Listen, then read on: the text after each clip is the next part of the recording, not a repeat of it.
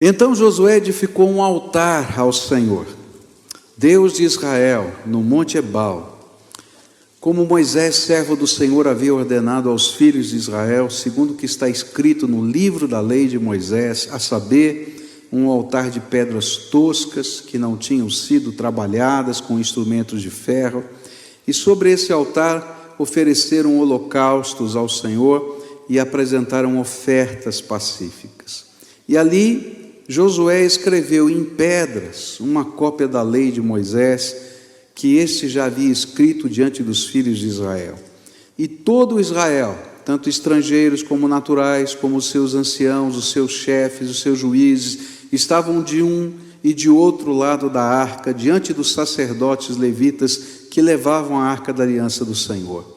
Metade deles se postou em frente do monte Gerizim, e a outra metade em frente do monte Ebal, como Moisés, servo do Senhor, havia ordenado anteriormente, para que o povo de Israel fosse abençoado. E depois Josué leu todas as palavras da lei, a bênção e a maldição, segundo tudo que está escrito no livro da lei.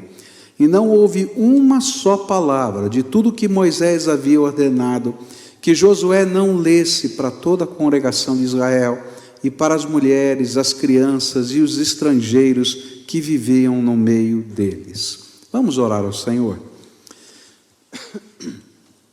Querido Senhor, nós estamos reunidos aqui em nome de Jesus, o Teu Filho. E a Tua promessa, a Tua palavra nos garante que quando 2 ou 3 pessoas estivessem reunidas debaixo da autoridade desse nome, o Senhor estaria conosco. Nesse momento, Senhor, tem milhares de pessoas que estão participando desse culto pela internet, pelo rádio, pela televisão. E onde quer que eles estejam agora, Pai, que a presença do Senhor se revele ali. Ó Pai, o que nós mais desejamos não é apenas entender a Tua palavra, ainda que precisemos entendê-la, mas o que mais desejamos é sentir a Tua presença, ouvir a Tua voz, perceber o Teu toque em nós. Por isso, nessa hora, revela-te entre nós, torna-te irresistível, Senhor. E apesar de todas as nossas falhas, ó Pai, trata o nosso coração. É aquilo que eu oro, Pai, no nome precioso de Jesus, o nosso Salvador. Amém e amém. Nós começamos a estudar esse texto pela manhã, e lembramos que esse texto vem logo depois de um texto que nós já estudamos há 2 semanas atrás, sobre o pecado de Acã. E o pecado então de Acã foi tratado, o pecado que estava impedindo o povo de Israel de seguir adiante na jornada da conquista da terra. E aí o Senhor disse: olha, tem pecado no meio desse povo, por isso eu não posso abençoar. Eles tratam o pecado, purificam aquele acampamento dos servos de Deus, e aí vão para a batalha de Ai. E quando chegam naquela batalha contra a cidade de Ai, Deus os abençoa, e eles têm uma vitória tremenda. E dali para frente eles teriam que seguir, não é, na conquista da terra.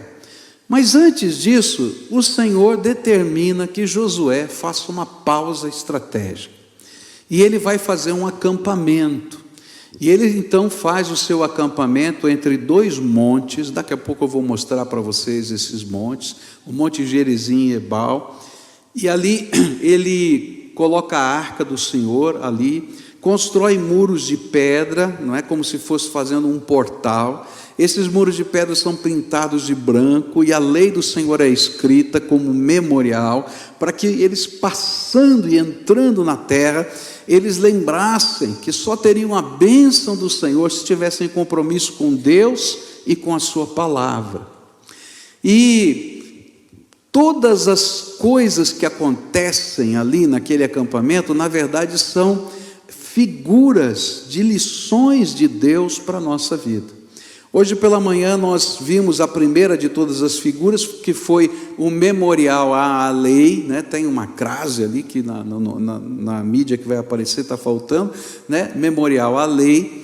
E esse memorial a lei, ele era esse muro de pedras onde a lei foi escrita, e eles tinham que passar, olhavam para o lado, tinha um texto da Bíblia, olhavam para o outro, tinha outro texto da Bíblia, e eles estavam dizendo: olha, vocês que estão entrando na terra só vão vencer os gigantes que tem do outro lado, porque eles não tinham enfrentado os gigantes ainda. Lembram dos gigantes lá, dos espias? Vocês só vão vencer os gigantes se vocês tiverem um compromisso com a palavra de Deus e com o Deus da palavra. Lembrem-se de Ai, lembrem-se da palavra de Deus. E esse era o memorial à lei. Depois eles construíram um altar, e a gente aprendeu isso hoje de manhã, que nessa época o altar já tinha sido construído dentro do tabernáculo. Não era comum construir altares. Nos tempos de Abraão, Isaac e Jacó, os altares foram construídos no meio do caminho. Mas como a tenda do Senhor, o tabernáculo, estava ali, já havia um altar, parece estranho, por que tem que construir um altar? E aí então Deus vai ensinar com a construção desse altar que nós precisamos renovar o nosso altar diante de Deus. O altar do tabernáculo era o altar da liturgia, do culto, que se repete. Mas o altar que estava sendo erigido fora era a renovação da experiência, do compromisso com Deus. E esse altar tinha aquelas duas ofertas que a gente acabou de falar delas aqui, o holocausto e a oferta pacífica. Mas ele era construído de pedras, e a gente aprendeu isso, de 12 pedras, e o altar era quadrado. A gente viu hoje de manhã que então tinha que ter 3 pedras de cada lado do altar, e construir um altar quadrado com pedras que não podem ser cortadas não é muito fácil. Você tem que escolher uma pedra grande, para ficar de base, 2 pedras menores para ficar em cima, mais ou menos da mesma altura da próxima pedra grande que vai estar do outro lado, das outras 2, e aí você tem que fazer um trabalho ali meio difícil.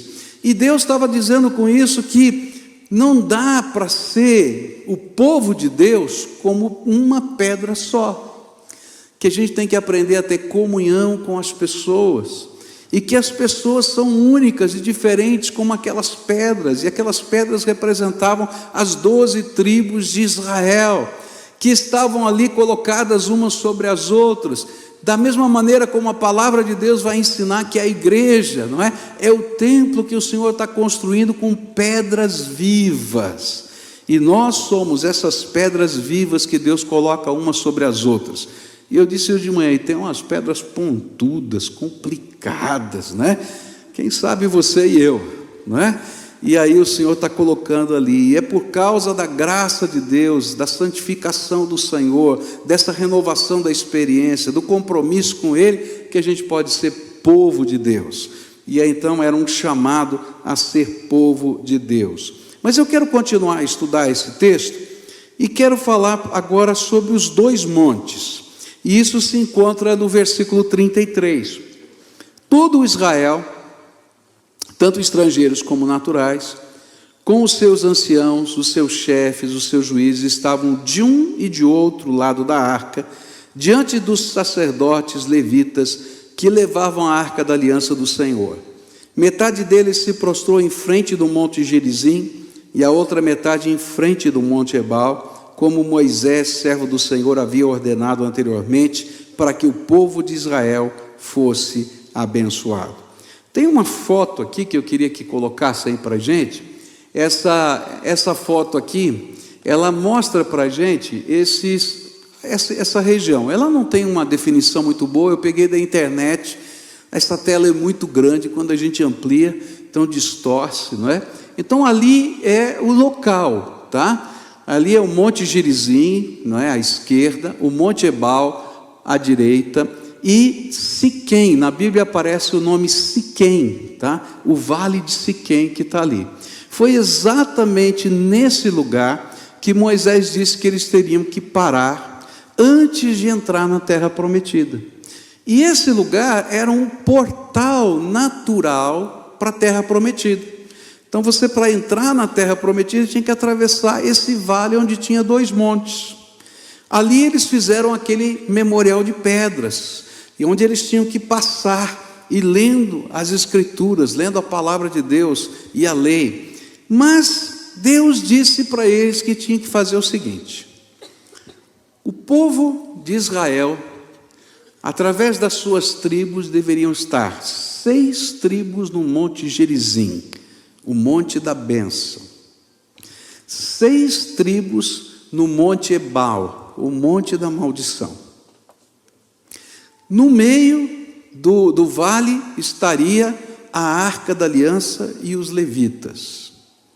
E os levitas, como um testemunho de Deus, leriam os capítulos 26 e 27 de Deuteronômio. E lá nesses capítulos tem a lista das bênçãos e maldições. Então vai dizer lá, olha, maldito será se você roubar, não é? Maldito será se acontecer isso, maldito será se acontecer aquilo. Depois ele vai dizer, bendito será quando você entrar, bendito será quando você sair, e assim vai. Bênçãos e maldições, que representavam o efeito daquilo que é o nosso compromisso com Deus.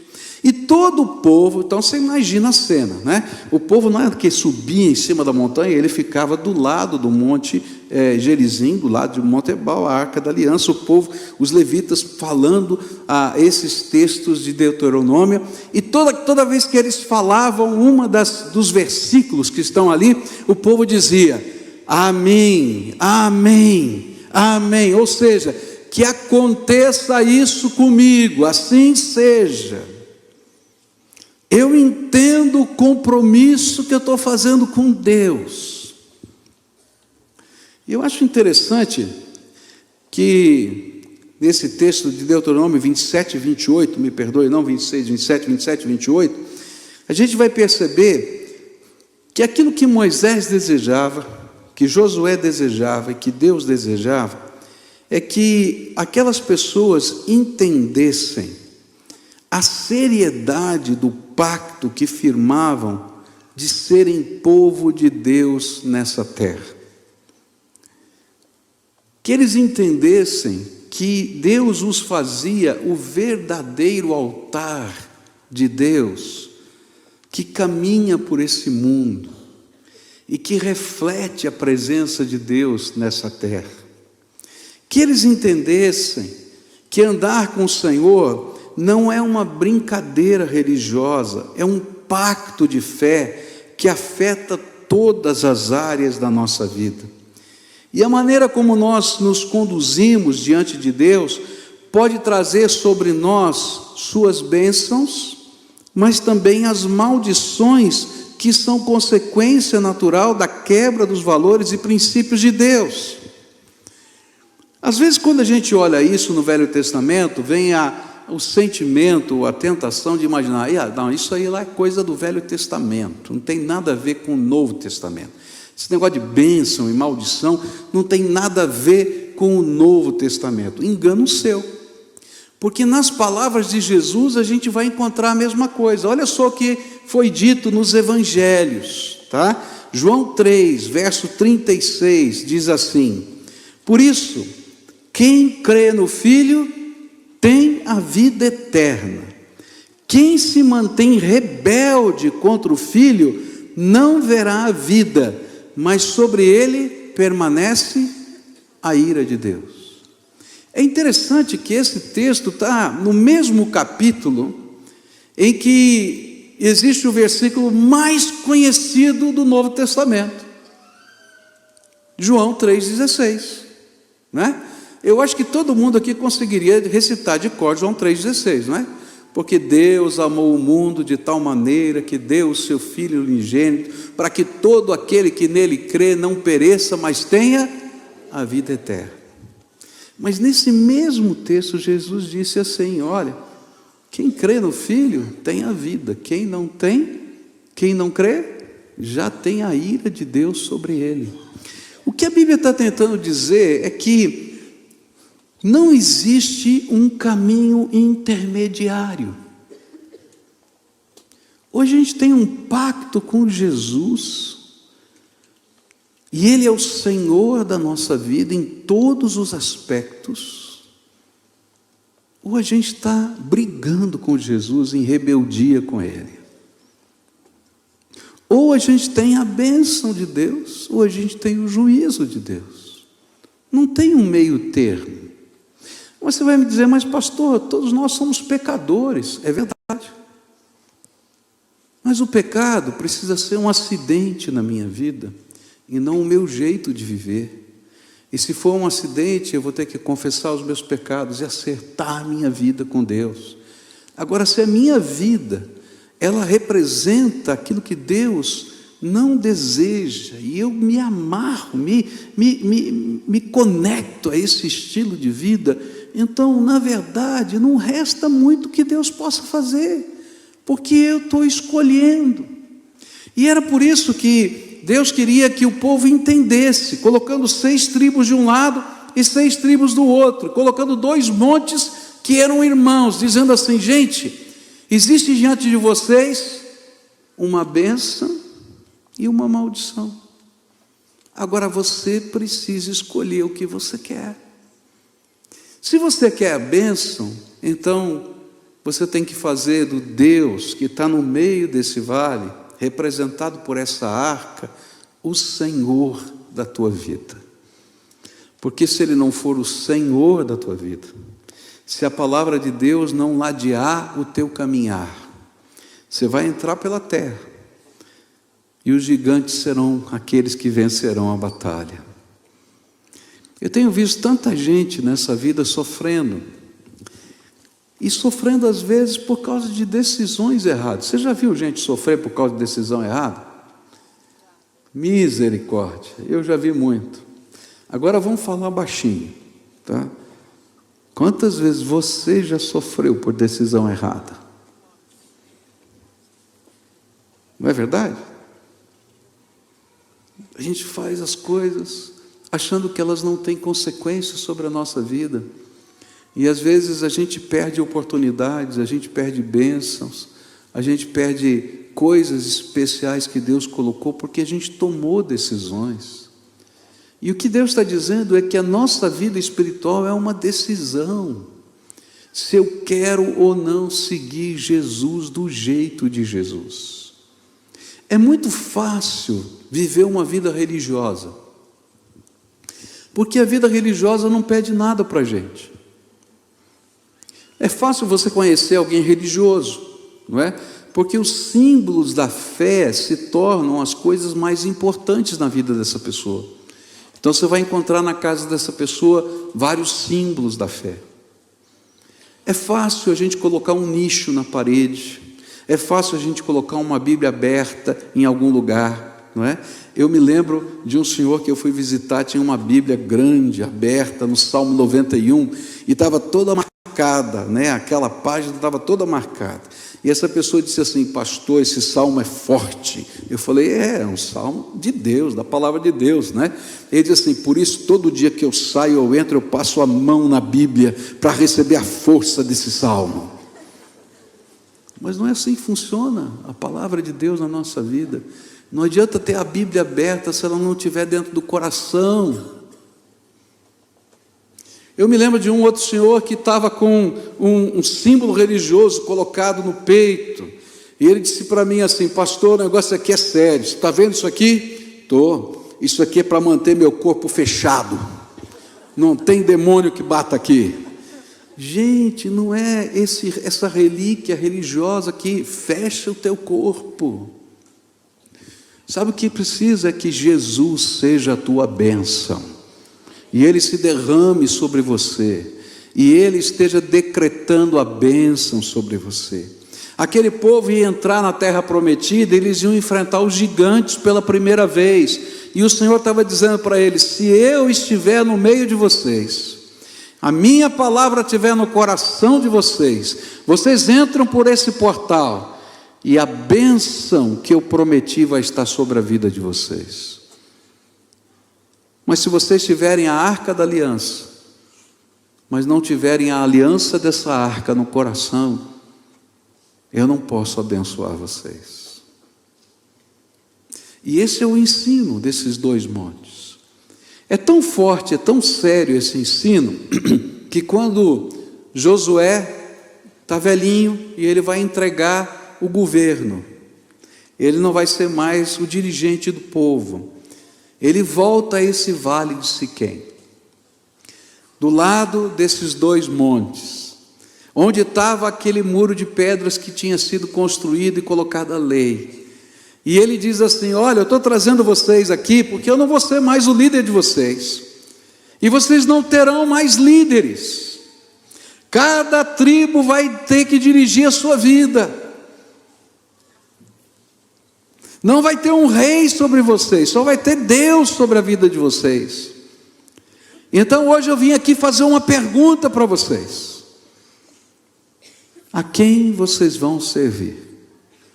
Vocês querem a bênção ou a maldição? E ele diz assim: não importa o que vocês respondam, eu e minha casa serviremos ao Senhor. E o interessante é que o povo gritou: não, nós vamos servir a Deus. Só que quando saíram daquele vale, não serviram ao Senhor. E se você ler o livro de Juízes, você vai ver que o povo se esqueceu do monte Gerizim, do monte Ebal, da lei que estava escrita e da arca da aliança. Quantas vezes a gente está nessa jornada da vida esquecendo-se dos pactos que a gente fez com o Senhor? Escolher Jesus é assumir um compromisso de vida e fé com Ele, onde aceitamos não somente as suas bênçãos, mas também o estilo de vida e testemunho que elas requerem. Caso contrário, estamos rejeitando o Senhor e sobra sobre nós o juízo de Deus. E isso foi dito por Jesus, no mesmo capítulo 3 do Evangelho de João, onde ele diz assim, a partir do verso 19: a condenação é esta: a luz veio ao mundo, mas os homens amaram mais as trevas do que a luz, porque as suas obras eram más. Pois todo aquele que pratica o mal detesta a luz e não se aproxima da luz, para que as suas obras não sejam reprovadas. Quem pratica a verdade se aproxima da luz, para que as suas obras sejam manifestas, porque são feitas em Deus. Eu acho tremendo isso, porque Jesus diz assim, a condenação, a maldição, ela é consequência de uma decisão. Qual decisão? A luz veio para vocês, a palavra de Deus veio, Jesus veio, a vontade de Deus se revela, e você tem que escolher. E ele diz, olha, se você não escolhe a luz, porque você ama mais as trevas, então só resta juízo. Não tem o que fazer. E essa é a grande luta que cada um de nós enfrentamos. Deus não espera de nós uma religiosidade. Não adianta ter a arca, não adianta ter a lei. Quantas Bíblias você tem em casa? Agora, com as Bíblias de estudo e tal, a gente tem a Bíblia na versão A, B, C, D. Mas quanto da Bíblia está em você? Às vezes a gente escuta os sermões e vem ao culto, mas não vive o que Deus está falando. E quando chega na hora de tomar as decisões, porque as decisões, elas são as ações práticas da nossa fé, nós escolhemos as trevas, porque amamos aquela coisa errada. E então o Senhor diz, o que eu posso fazer? Se você conhece a verdade, se eu tenho falado com você, se eu tenho tocado no teu coração, e você escolhe não me servir, e não viver debaixo da minha graça. Não, mas eu vou ao culto, eu dou o dízimo. Querido, não é assim que funciona. Ou Jesus é o Senhor da nossa vida, ou a gente não tem nada. Vai ser aquela Bíblia aberta em casa, onde eu passo o dedo. Vai ser um amuleto, uma relíquia, mas que de fato não abençoa. A pergunta de Deus continua sendo a mesma hoje. Quem você vai seguir? Você escolhe a bênção ou a maldição? E por fim, o último símbolo, a última figura desse texto é a arca da aliança no meio do povo. Versículo 33 diz assim: todo Israel, tanto estrangeiros como naturais, com os seus anciãos, os seus chefes, os seus juízes, estavam de um e de outro lado da arca, diante dos sacerdotes, levitas, que levavam a arca da aliança do Senhor. É interessante que a arca do Senhor, ela ficava no tabernáculo, num lugar que a Bíblia chama de Santo dos Santos,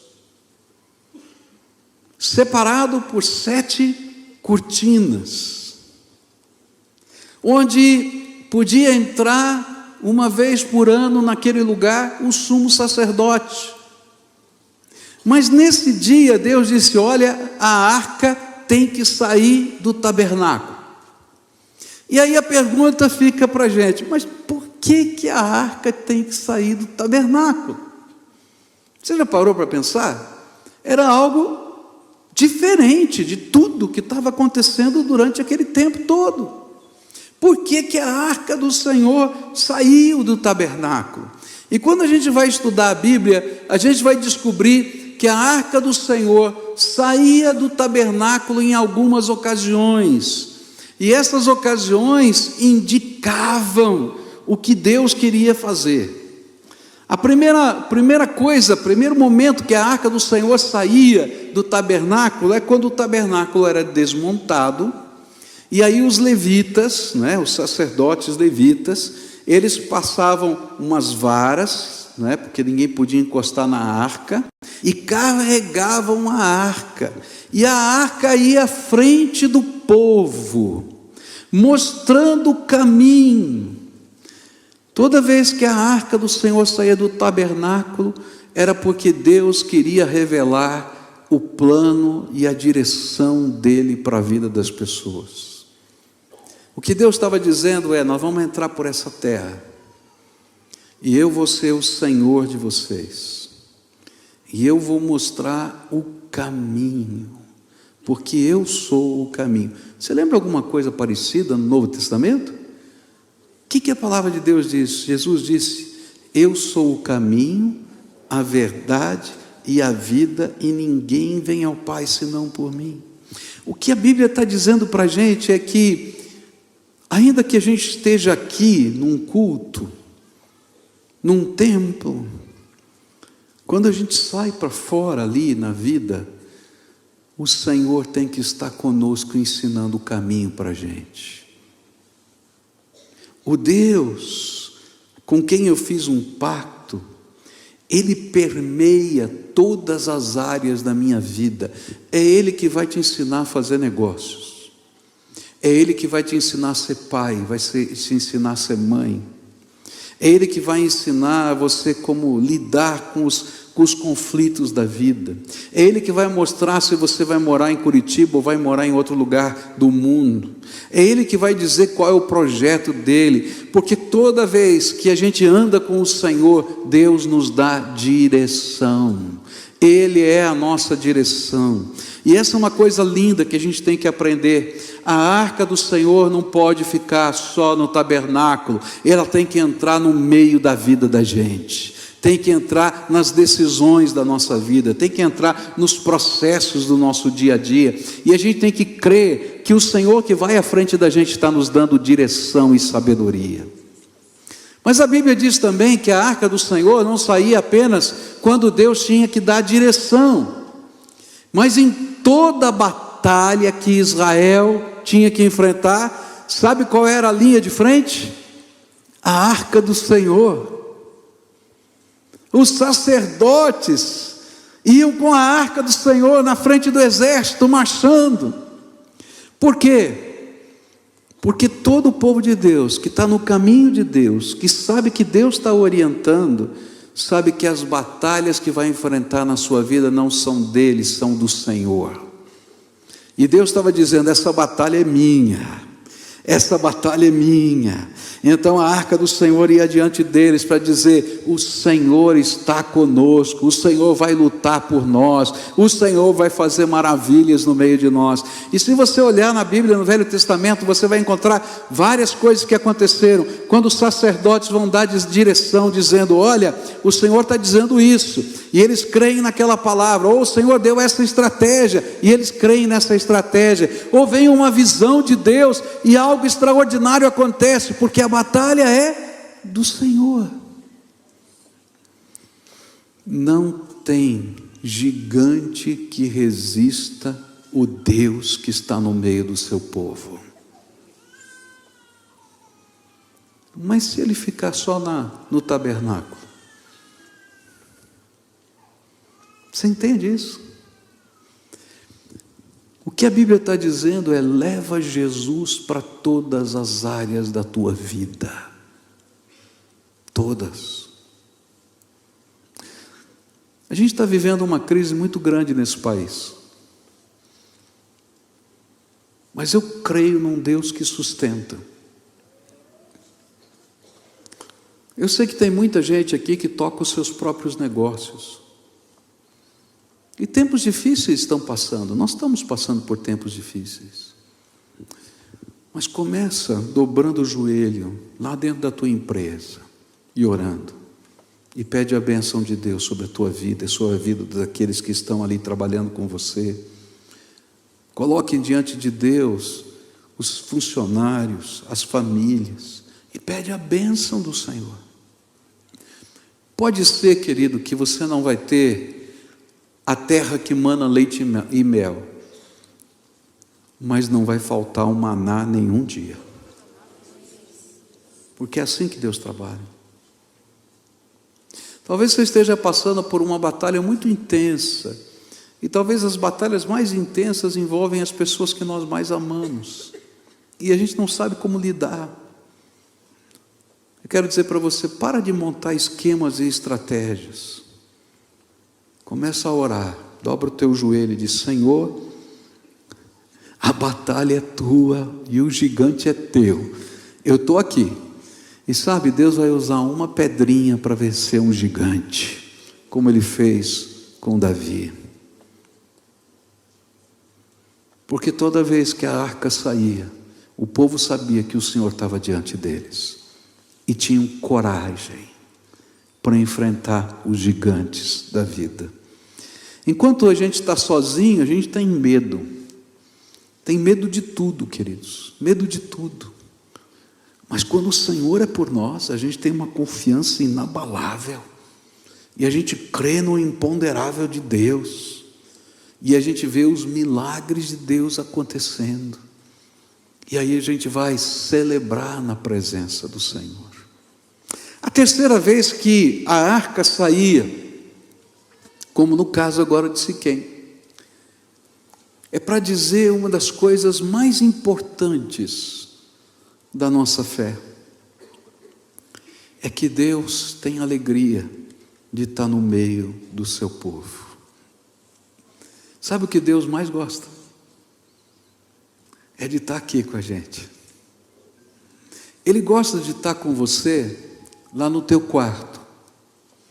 Ele gosta de estar com você lá no teu escritório. Ele gosta de estar com você lá nos enfrentamentos dos gigantes.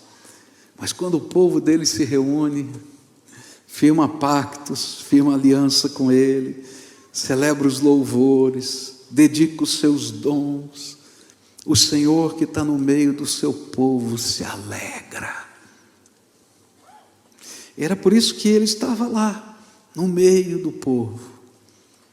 Estava lá para dizer: eu quero estar com vocês todos os dias. E você lembra, nos evangelhos, algo parecido com isso? Na promessa do Senhor Jesus: eis que estou convosco todos os dias, até a consumação dos séculos. Ou outro lugar da palavra, onde o Senhor vai dizer para a gente, onde estiverem 2 ou 3 pessoas reunidas no meu nome, ali eu estarei. Ou tantos outros textos da palavra de Deus que vão dizer do derramar do Espírito. Eu acho que uma das cenas mais preciosas do Novo Testamento está em Atos capítulo 2, onde o povo estava com medo, escondido no cenáculo. Jesus tinha ressuscitado, mas eles continuavam sendo os perseguidos, porque Jesus tinha morrido na cruz. E Jesus tinha dito para eles: não saiam de Jerusalém até que sobre vós seja derramado o Espírito Santo. E aí eles não sabiam o que significava isso. E no dia de Pentecostes, que era uma festa judaica, a festa da colheita, eles estavam lá para adorar a Deus, o povo de vários lugares estava ali. O Senhor abriu as janelas dos céus e derramou o Espírito Santo sobre eles, e foi um milagre extraordinário. Eles começaram a ter experiências incríveis com o Senhor. Eles falavam alguma coisa, e as pessoas que estavam ouvindo, ouviam na sua própria língua. Imagina você falando alguma coisa, você sabe que você não sabe falar turco, mas o turco chega para você e diz: eu estou ouvindo você falar em turco. Como é que você conhece turco? Não. O que está acontecendo aqui? Sou eu, Deus está lá. E mais, eles podiam ver sobre a cabeça das pessoas como que labaredas de fogo, um símbolo do derramar do poder de Deus. E o interessante é que depois daquele dia, aqueles 120 pessoas não foram mais as mesmas, porque eles entenderam que aquela promessa era uma realidade, que Deus estava derramando a presença dEle, o poder dEle, o propósito dEle, na pessoa do Espírito Santo, sobre toda a sua igreja. E sabe, queridos, a Arca da Aliança é isso. A arca que ficava dentro do Santo dos Santos, escondida atrás de 7 cortinas, que só podia ser vista pelo sumo sacerdote uma vez por ano. Ela sai para fora e fica no meio do povo. Eu fico imaginando, isso não está na Bíblia, está na minha cabeça, deixa eu avisar bem, tá? O que está na minha cabeça? Eu fico imaginando, as crianças.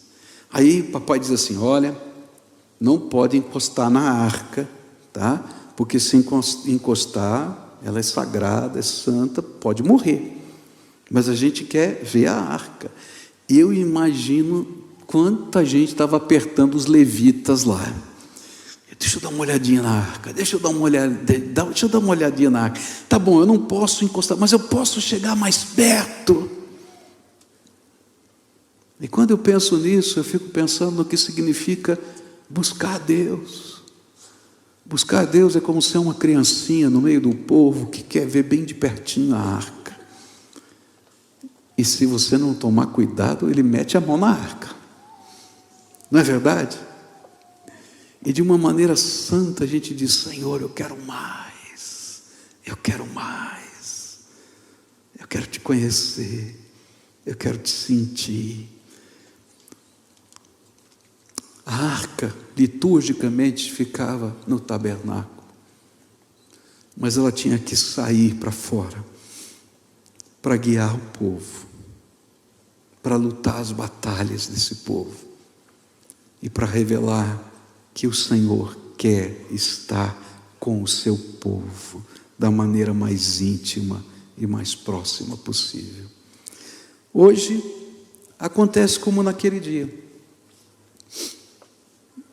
Tem uma escolha. Tem uma escolha que precisa ser feita.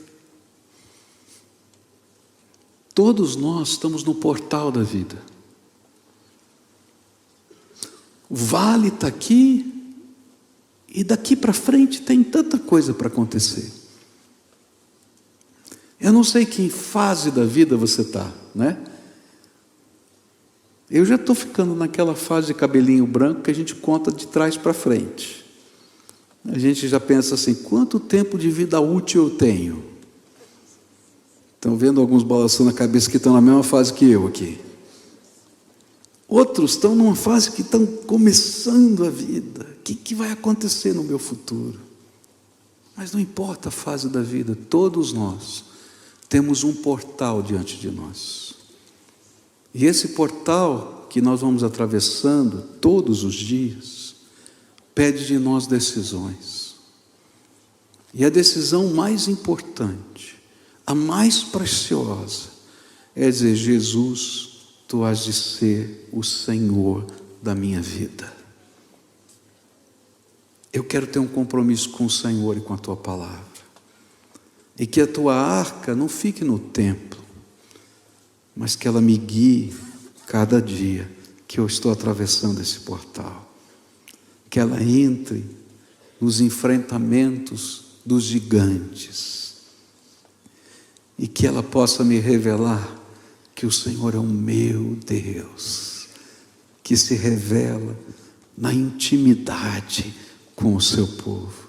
E nessa noite eu queria convidar algumas pessoas a tomarem decisões. Às vezes, a gente sabe tudo isso, tudo que eu estou falando não é novidade para você. Mas saber ou ter não representa muita coisa se a gente não quiser viver. Não adianta ter a Bíblia aberta, ter uma relíquia. É preciso ter Jesus dentro do coração.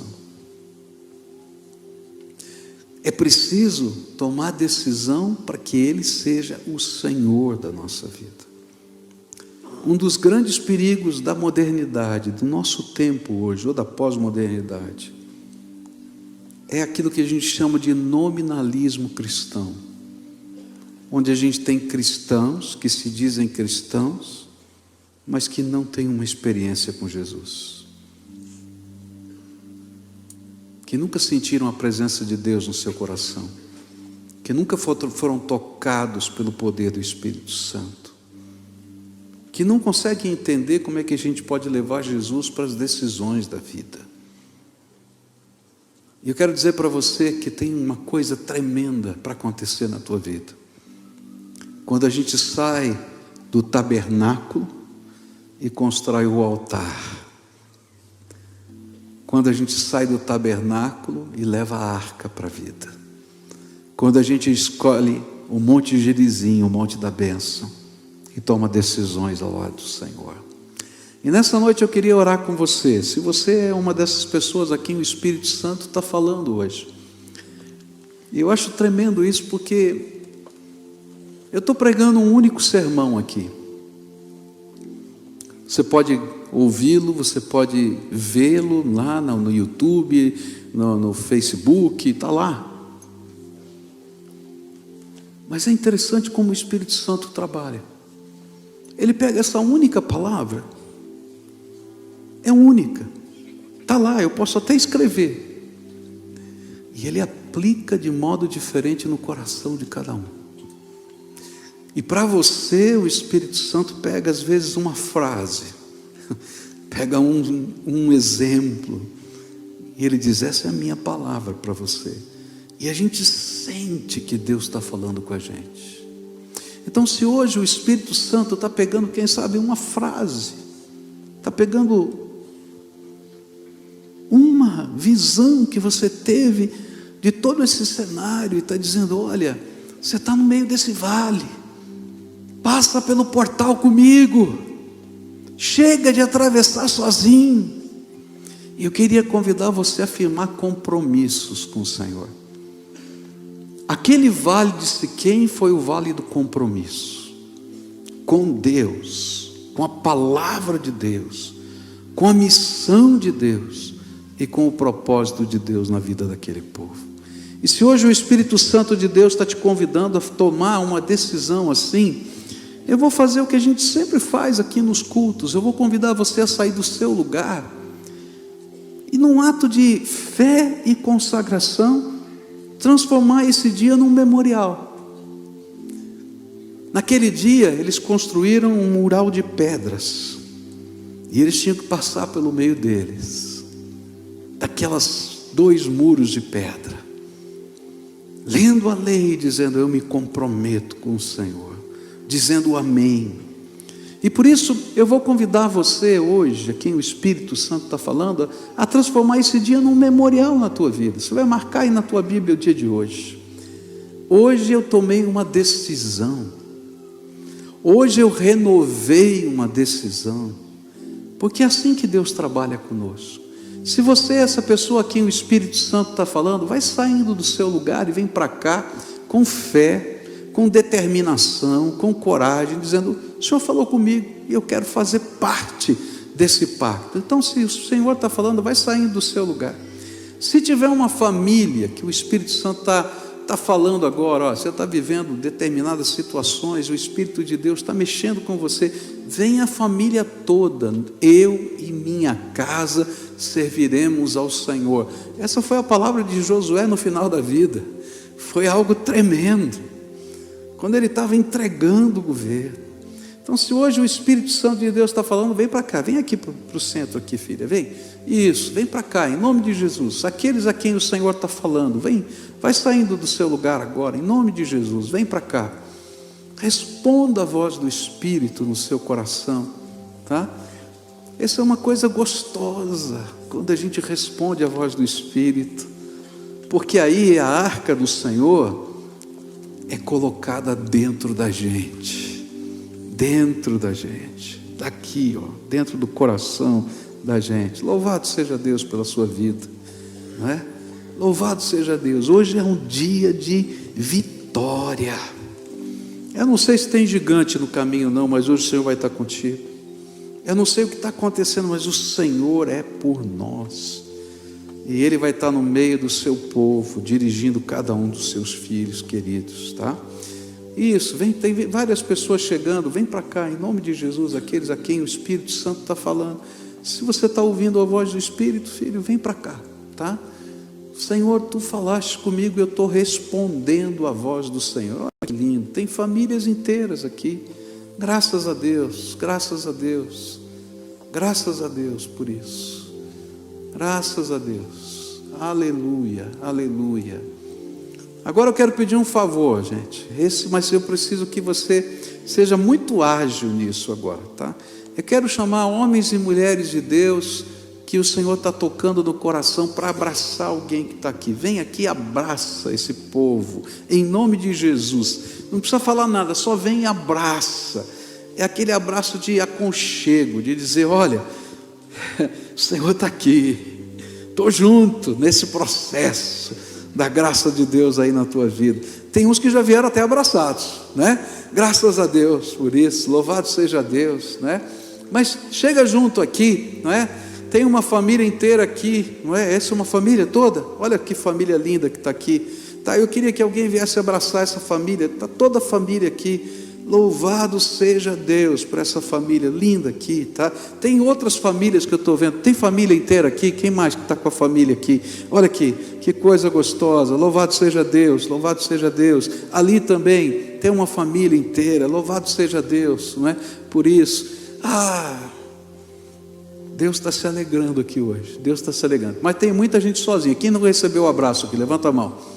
Deixa eu ver, 1, 2, 3, 4, 5, 6, 7, 20 pessoas, vem para cá, rapidinho aqui, vem, rapidinho, 20 pessoas para abraçar alguém aqui, tá?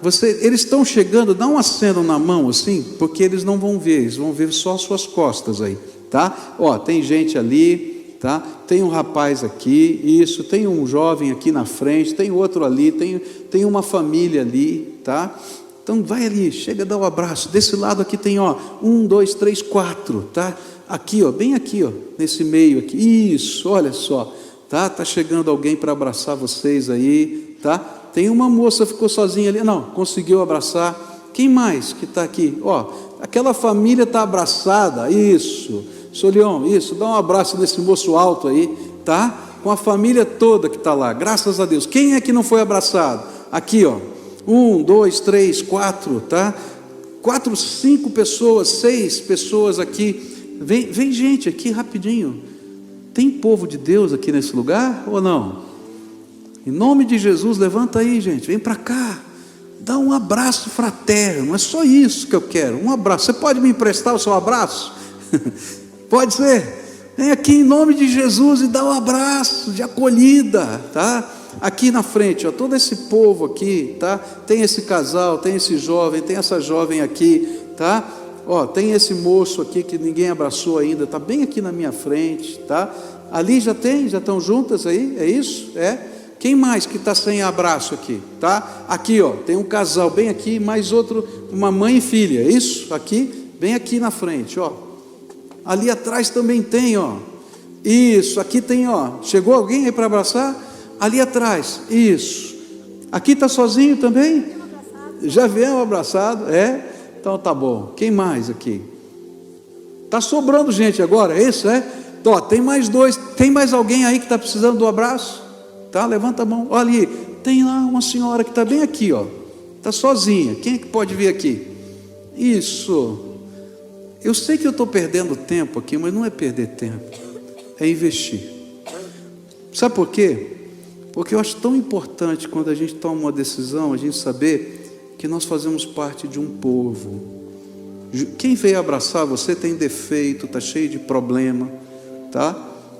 Que não é perfeito, mas o sangue de Jesus, o Filho de Deus vivo, purificou do pecado. E é esse Senhor que está no meio de nós. Tem um senhor que está sozinho aqui, ninguém abraçou o senhor ainda não, né? Quem é que vai abraçar? Pronto, está aqui. Agora, povo de Deus, levanta aí, fica de pé, tá? E eu vou pedir um favor para vocês. Posso pedir um favor? Dá para você olhar para trás um pouquinho, tá? Eu queria apresentar para vocês a tua família. Esse é o povo de Deus que vai andar junto com você. Vamos dar uma salva de palmas para esse povo que está aqui, tá? Nós queremos andar juntos com o Senhor nesse processo de vida. Todos nós temos que atravessar esse portal todo dia. E todos nós vamos precisar da graça de Deus todo dia. Hoje você está sendo abraçado. Mas amanhã, quem sabe num outro culto, você vai vir aqui abraçar. Tá? Porque é assim que Deus trabalha, essa é a dinâmica da fé. Mas hoje eu quero orar por você. E quero fazer como foi feito naquele dia, firmar um pacto com Deus. Você concorda com isso? Onde esse pacto você vai dizer, de hoje em diante, eu escolho Jesus. Você concorda comigo? Eu escolho Jesus. A Bíblia diz que não é um pacto fácil de fazer. Jesus disse que existem dois caminhos, um largo e um estreito. O largo é muito fácil, é só seguir a multidão. Segue a multidão que você está no caminho largo. Mas a Bíblia diz que esse conduz à perdição. E o caminho estreito é apertado, porque a gente tem que seguir Jesus. E hoje vocês fizeram um pacto. Eu vou seguir Jesus. Jesus não vai estar num amuleto, Ele vai estar no meu coração. A palavra não vai estar num relicário, vai estar dentro da minha alma. E eu vou deixar Jesus ser o Senhor da minha vida. Vocês concordam com isso? Então digam amém. Lembra do povo lá na montanha? Eles diziam amém? Então diga amém. Agora deixa eu orar por vocês. Senhor Jesus, aqui está o teu povo amado, querido e escolhido. A tua palavra diz que antes da fundação do mundo, o Senhor já sabia que eles iam nascer. Que antes da fundação do mundo, o Senhor já os amou. Que antes da fundação do mundo, o Senhor já sabia que eles iam falhar e pecar. Por isso Jesus morreu na cruz do Calvário por nós, para que eles pudessem ter vida eterna, perdão dos pecados e certeza da salvação. E nesta hora, Pai, eles estão aqui diante do teu povo, como aquele povo estava entre o monte Gerizim e Ebal, com a arca da aliança no meio, para dizer, eu escolho Jesus, eu escolho Jesus. E nesta hora, Pai, eu quero te pedir, abre as janelas dos céus, e derrama o teu Espírito Santo sobre eles, e que o teu Espírito Santo sobre eles seja a marca, o selo, a garantia, o testemunho da tua presença dentro deles. E que no meio desse povo, como eles estão abraçados aqui pelos irmãos que estão aqui, pessoas com defeito, pessoas que como eles têm problemas, mas que também escolheram Jesus. Ó Senhor, que eles possam caminhar em unidade, em amor, sendo um só povo pela fé. E nesta hora eu quero te pedir, essas famílias que estão aqui completas, Pai, que a paz do Senhor esteja nessa casa, que o Senhor se revele em bênção nesse lar. Ó Pai, se alguns desses estão enfrentando os dias de turbulência que a gente vive nesse país, ó Pai, eu quero te pedir que venha sobre eles aquele leite e mel da terra prometida, mas enquanto ele não chega, que não falte um maná de cada dia, e cada dia eles possam olhar para cima e dizer: bendito é o Senhor que me sustenta. Ó Pai, eu quero te pedir que o Senhor abençoe as mãos, abençoe os olhos, abençoe os pés, abençoe os lábios, de tal maneira que todo ser pertença ao Senhor, e eles sejam para a glória do Senhor. Vive, Senhor, no meio deles, fala com eles, revela o teu poder e a tua glória. É aquilo que eu oro em nome de Jesus. Amém e amém. Amém, querido? Amém? Então, antes de você sair, algumas recomendações, tá? Primeira delas, marca um encontro com Jesus todo dia, tá? Jesus tem algo novo para você todo dia. A nossa força espiritual, ela desvanece, acaba. Alguns de vocês já tiveram muita força no espírito, não é verdade? Mas a gente vai minguando, e a única pessoa que nos renova é Jesus. Então marca um encontro com Jesus todo dia. Ele é o Senhor, Ele tem algo novo para você. Pega a palavra de Deus e guarda no teu coração. Se você não tem uma Bíblia que você entenda, é porque você está lendo uma Bíblia que tem uma linguagem de 350 anos atrás, com palavras como concupiscência, que a gente nem sabe, chocarice, né? Que é isso, tá? Então eu quero te dar uma Bíblia na linguagem de hoje. Então, se você quiser, pede para alguns dos líderes daqui da igreja, que vão estar ali do lado daquela porta, tá? E você vai ganhar de presente. Ninguém vai vender nada para você, não. Aqui a gente não está aqui para vender nada. A gente está aqui para dar aquilo que de graça a gente recebeu, a graça de Deus. E aí você pode levar para você essa Bíblia, mas leia a palavra de Deus. Não abre no Salmo 91 não, e deixa aberta não, tá? Leia a palavra de Deus. Começa no Novo Testamento, porque o Novo Testamento nos fala dos milagres, das profecias que já se cumpriram. O Velho Testamento é mais difícil, porque a gente está falando de profecia que vai se cumprir, então fica mais difícil, tá? Mas o Novo Testamento, quando a gente lê, depois lê o Velho, fica mais fácil de entender. Mas deixa Jesus falar com você, tá? E se você está começando a tua jornada espiritual, esse é o primeiro passo da tua jornada espiritual, eu queria fazer um convite para você. Pede para aquela pessoa que está te abraçando, fala assim: olha, me leva para alguém que possa me ajudar a caminhar no próximo passo dessa jornada espiritual. E aí vai ter um grupo de pessoas naquela porta ali, e essa pessoa que te abraçou vai te levar até aquela porta, tá? E você vai aprender qual é o próximo passo. O que eu faço depois? Eu tomei essa decisão hoje, qual é o próximo passo? Tá? Então, tem gente que pode te ajudar nessa caminhada com Deus, tá? Então pede, ó, você me leva lá, tá? E aí você vai receber a tua Bíblia, você vai receber a orientação e assim por diante.